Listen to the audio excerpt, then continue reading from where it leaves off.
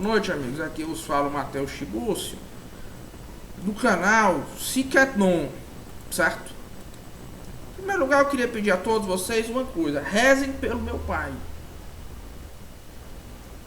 Rezem pelo meu pai. Está doente.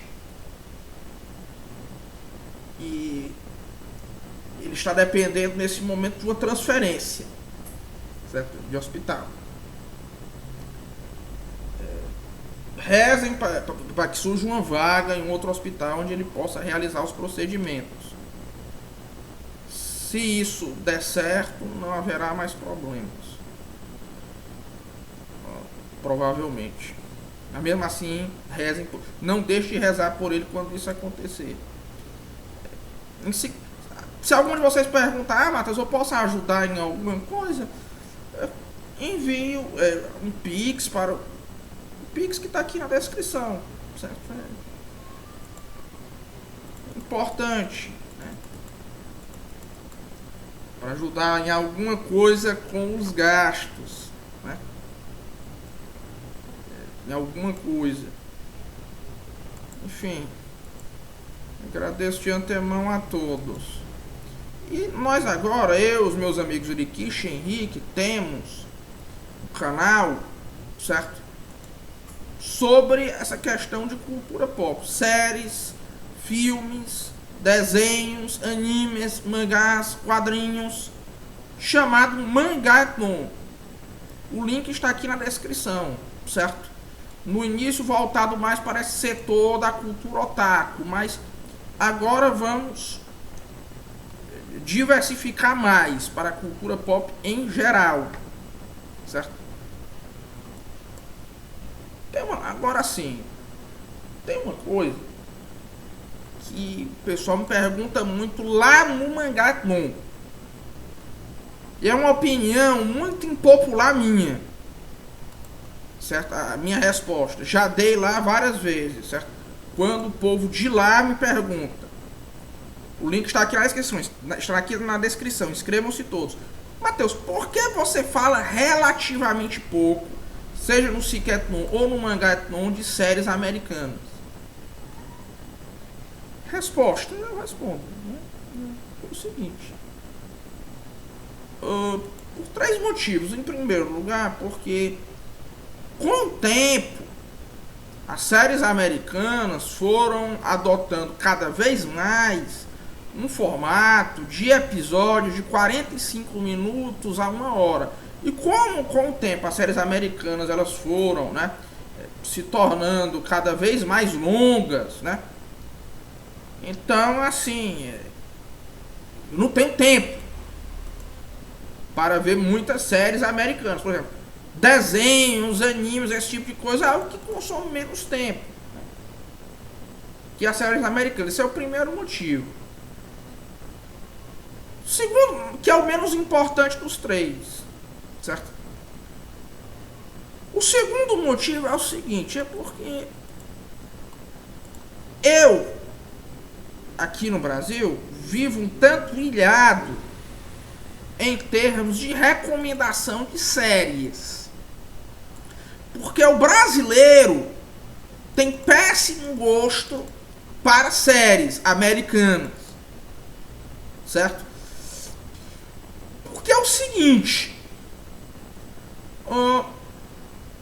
as séries americanas que são mais interessantes são essas séries que tem um teor de ficção científica, fantasia e disso que se chama de ficção especulativa. É um termo que não pegou e que não é bom.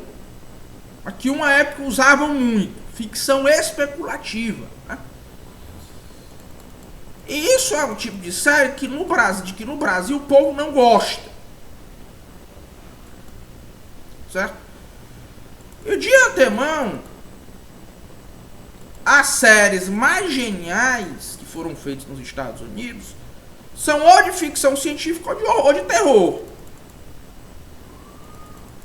certo? Então, assim, eu fico assim meio que, se eu for falar das séries que eu gosto, não vai ter público, porque quase nenhuma delas é muito querida no Brasil. Quase nenhuma delas. Certo? O brasileiro gosta muito dessas séries de crime da HBO, algumas. Né? Algumas, né? Mas assim, e esse meio de séries no Brasil é um dos meios onde você vê mais besteira da parte desse público nerd. Por exemplo, você não pode dizer no Brasil que gosta de Smallville, certo? É assim um prazer culpado no Brasil, só no Brasil. Só no Brasil. Você não pode dizer, por exemplo, que gosta de Smallville, né? É um negócio que pega mal. Quando Smallville é uma ótima série, certo? Smallville tem um roteiro muito bom, certo? Depois teve algumas escolhas narrativas problemáticas nas fases seguintes da série, certo? Mas é uma série boa, certo? É uma série boa, Smallville. Todo mundo concorda que o roteiro dela é muito bom. É um roteiro muito bem feito. Isso no exterior. No Brasil ninguém pode dizer que gosta de Smallville, né? Tá, com o tempo, certo? Muitas temporadas de Smallville, certo?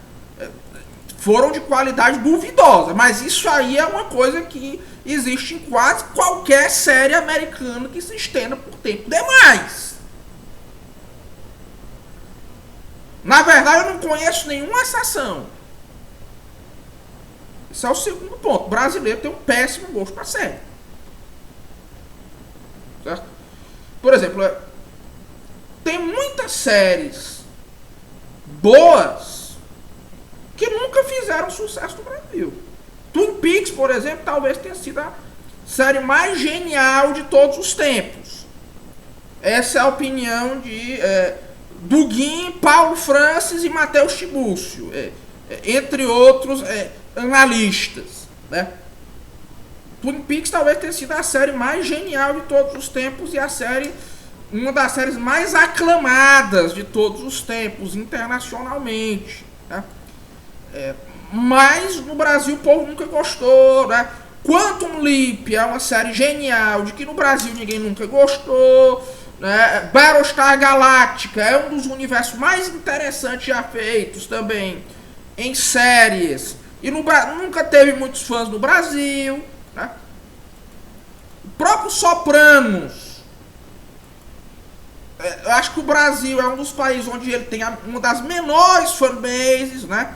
Mesmo sendo série de crime, mas é uma série que mexe com coisas que o brasileiro não entende e esse nerd brasileiro odeia aquilo que ele não entende, né? E também ela mexe muito também com essa. Aliás, Sopranos é particularmente genial porque ela é uma das séries que melhor mexe com essa questão de tentar entender a mente dos personagens, né? Tentar entender como os personagens pensam, o que é uma coisa que a mídia americana sempre teve dificuldade, né? Sempre teve dificuldade, diga-se de passagem, né? Agora vem um terceiro ponto que é o mais importante de todos, que é o seguinte: porque a grande maioria das séries americanas revelam-se particularmente toscas. A grande maioria, acho que 90%, se revelam extremamente toscas para quem já viu muito cinema clássico, para quem já estudou como funciona roteiro, né? Para quem tem conhecimento de roteiro, certo? Especialmente esse ponto, o roteiro, os roteiros da grande maioria das séries, inclusive de muitas séries aclamadas, são ruins, são roteiros ruins, certo? Olha, historicamente, nos Estados Unidos, os melhores atores, os melhores recursos, os melhores, especialmente os melhores roteiristas e os melhores diretores, especialmente esses dois, vão para os filmes A, que são os filmes de Hollywood que tem um orçamento grande. Os melhores diretores vão para esse tipo de filme, os melhores atores, os melhores, e principalmente os melhores roteiristas. Os melhores escritores e melhores roteiristas, principalmente. O segundo, os de segundo escalão, os diretores de segundo escalão, os atores de segundo escalão, os roteiristas de segundo escalão, certo? Vão para os filmes B, que são os filmes de baixo orçamento. O A é de orçamento grande e o B é o de baixo orçamento, né? No passado, né, até mais ou menos os anos 50, principalmente nos Estados Unidos, no Brasil isso nunca foi tão comum assim, embora tivesse também, você tinha o seguinte: era exibido lá no cinema, em primeiro lugar, o filme A. E depois colocavam o filme B, que é do outro lado da película. Era geralmente do outro lado da película. Certo? Era assim historicamente. Filme A, depois filme B. Certo? Mas, né, quando a televisão nos Estados Unidos eclodiu, quando a televisão nos Estados Unidos disparou, não estou dizendo que o que é filme B é ruim, né? Mas com o tempo piorou muito, verdade seja dita. Quando a televisão dos Estados Unidos eclodiu, que inclusive ela diminuiu muito o público do cinema até essa era de nova Hollywood, ainda assim continuou havendo um preconceito dos melhores diretores, dos melhores atores, especialmente dos melhores roteiristas, melhores escritores, em relação a ir para a televisão. Mesmo quando o mercado aumentou muito. E essas séries mais antigas, querendo ou não, em regra, são as melhores séries. Porque apesar disso tudo, né, nessa época você ainda tinha ali muitos roteiristas, muitos atores também, muitos diretores que tinham conteúdo, que tinham conhecimento, que eram pessoas inteligentes, certo? Então assim, nessa época que você tem séries como pra mim as séries mais geniais são séries dessa época, como The Fugitive, Star Trek, Lost in the Space. Essas são algumas das melhores séries de todos os tempos. São séries mais antigas. Certo? Em regra, são as melhores. Ou melhor, são as séries que, de fato, são geniais em alguma coisa.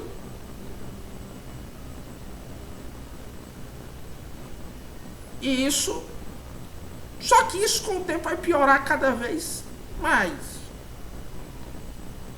Por quê? Por vários motivos. Em primeiro lugar, porque quando vem esse negócio chamado Nova Hollywood, na qual você tem figuras como Michael Scorsese, Francis Ford Coppola, o próprio Steven Spielberg e tantos outros, né? O Stanley Kubrick também, ele também ganha fama nessa época, né? Isso aumenta ainda mais desproporcionalmente o prestígio do cinema. Então, cada vez menos gente de talento vai para a televisão. Especialmente nesse setor de roteiro e direção.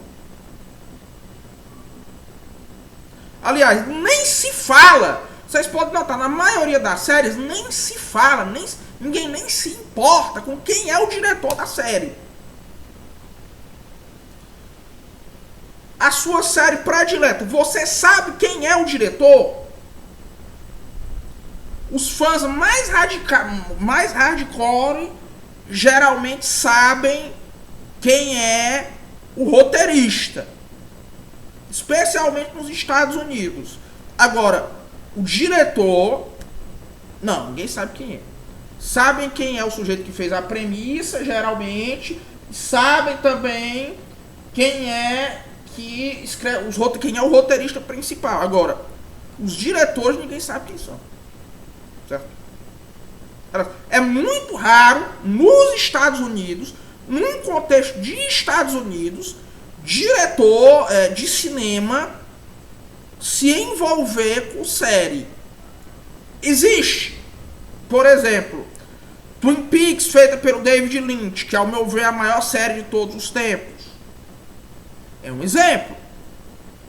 O Alfred Hitchcock Presents também é outro exemplo. Mas é raro. Essas duas são séries muito boas, por sinal.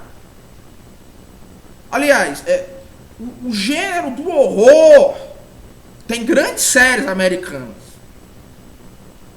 Certo? Tem grandes séries americanas desse gênero do horror.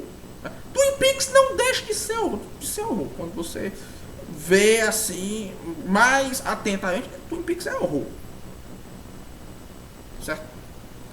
Twin Peaks é horror também. No caso, e muitas séries interessantes dos Estados Unidos, se você for ver bem, são séries que em última instância de horror. The Twilight Zone também, né? Aqui no Brasil foi traduzido como Além da Imaginação, é outra série genial, certo? Também, né? Mas não é muito mais difícil diretor americano, especialmente bom, se envolver com série do que na Europa. Na Europa você já tem muitos. Inclusive na própria Inglaterra não é assim, né? A própria Inglaterra não é assim. Você tem, por exemplo, o Lars von Trier foi diretor de série, fez Riget, que pra mim é a melhor obra dele, né? O Zé Firelli fez a série Jesus de Nazaré, o Rivette fez Out, né? Já é um negócio que é comum, né? Já é mais comum, certo? Na Europa. É bem mais comum.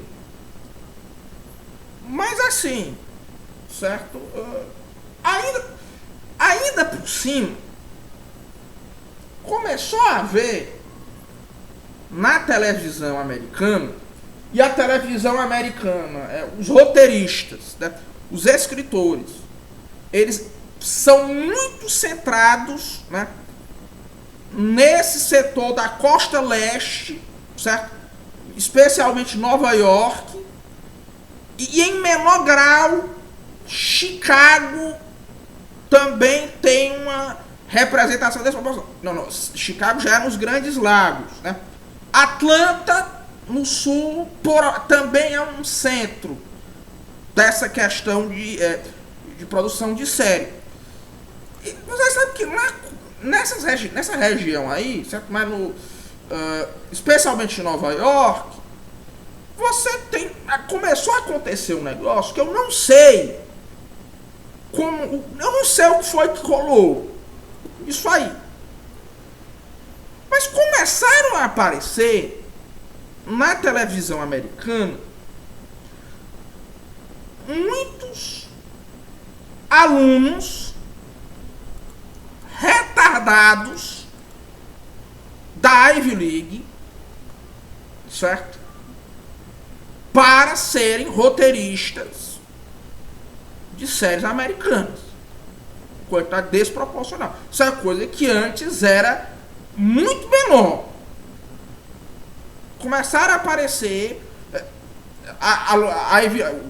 os alunos da Ivy League, que são muito concentrados naquela região do noroeste americano e da costa leste. Começou a aparecer um excesso de alunos idiotas da Ivy League, certo? De universidades da Ivy League, Harvard, Yale, Columbia, Princeton, né? Para serem roteiristas e escritores de série. Muito desse tipo de gente que o Taleb, nos seus dias de glória, chamava de intellectual yet idiot, né?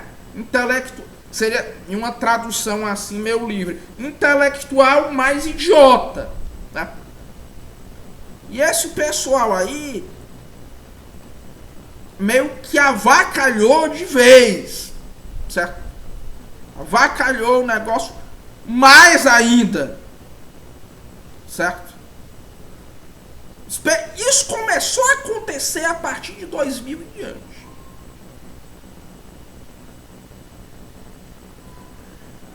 De modo que, sinceramente, para mim, especialmente após 2010, você tem pouquíssimas séries que são interessantes. E claro, os Estados Unidos perderam o conteúdo que tinham, né? Perderam, meio que o povo americano teve um longo processo de emburrecimento coletivo, né? Isso é um negócio que já é outra questão. O John Taylor Gatto explica o porquê foi. Tem N motivos, tem muitas razões. Mas resumindo, é por isso que eu não falo tanto de séries americanas, né? Então inscrevam-se no meu novo canal, o Mangá é Non, o link está aqui na descrição. E é fundamentalmente isso, um forte abraço a todos e até logo. Mas assim, de antemão, certo? As séries que eu disse que são só, mas tem uma ressalva. Tem duas ressalvas. Primeiro, certo? As séries que eu disse que são boas, certo? Em regra o são. As séries que eu aqui recomendei que são boas, em regra o são, certo? E a segunda ressalva é a seguinte: a televisão americana produziu muita coisa na sua história. E eu não fiz com a televisão americana ainda o que eu fiz, por exemplo, com o cinema americano ou com a literatura americana, de ver as principais séries que saíram nos Estados Unidos. Todas elas, assim, meio que vamos ver aqui, todas elas na sua história. Nem tem uma lista dessas séries, certo? E demoraria muito tempo. Eu nem sei, assim, uma lista boa dessas séries. Demoraria muito tempo, né? Ver aqui a evolução, certo? Das séries americanas na sua história. Não fiz isso ainda. Por exemplo, eu nunca vi uma das séries que são uma das séries que é considerada que são consideradas uma das séries mais aclamadas dos Estados Unidos, né? Que é Buffy, a Caça a Vampiros. Eu nunca vi, por exemplo, né? Então eu tenho lacunas também. Então isso é uma ressalva que eu preciso fazer. Pois um forte abraço a todos. Eu vou falar mais sobre séries aqui no Mangá é Non, a série que eu gosto. Um forte abraço a todos e até logo.